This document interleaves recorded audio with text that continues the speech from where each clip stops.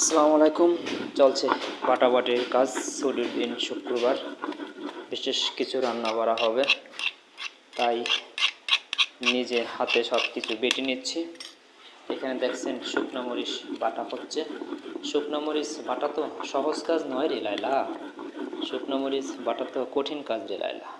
পেঁয়াজ রসুন আদা বেটে নিলাম, সব কিছু নিজের হাতে, সব কাঁচাগুলা, কোনো রেডিমেড নেই।